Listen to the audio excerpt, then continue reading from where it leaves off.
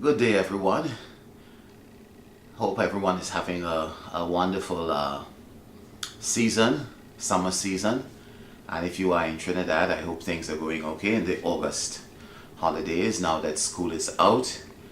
Um, what we have this weekend is a repeat of the gospel reading from last week, which is not normally the case, but this week it is the parable of the sower, but with an explanation.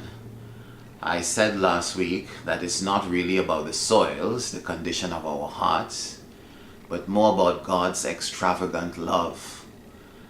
God sowing His word everywhere, not bothering too much about the soil conditions.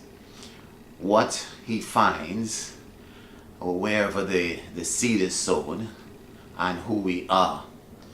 Despite our indifference, our apathy, our sinful ways, He still sows the seed. But this week, Jesus talks in greater depth of this precisely about these soil conditions, the place in our heart and the condition of our heart as well. Now, the word heart is mentioned more than 1,000 times in the Bible. It is designated as the seat of the emotions, the passions, the appetites, and our moral faculties. Spiritually, it is referred to as the place that controls the soul, the spirit, our mind, our conscience, and our will. We are encouraged to have our hearts in the right place. In fact, Proverbs 4:23 says, "Above all else, guard your heart, for it is the wellspring of life." So what the writer of Proverbs is telling us is that the condition of our heart should be our first priority, our primary concern for every Christian person. What the parable of the sower tells us is that ultimately it is the condition of the heart that really determines whether or not the Word of God takes root in our lives. And in that regard, I would like to tell us a little story. Once upon a mountaintop, there lived a kind and lonely God. Upon a mountaintop He lived. And way below, far, far below, lived the people of Mayaro.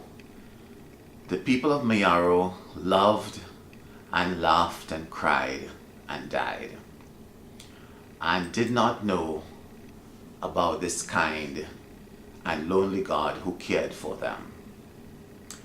How much He wanted to be their friend. Way up on the mountaintop He lived.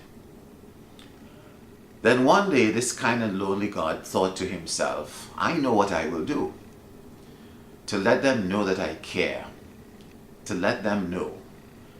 I will send them gifts, gifts for all kinds of gifts. So off he sent his messengers with lots and lots of gifts. The people of Mayaro were thrilled. Such wonderful gifts. As often as he could, he sent them gifts. But soon the people of Mayaro grew tired of being gifted. Some thought others received better gifts, and others said, gifts again? And soon they forgot the giver of the gifts.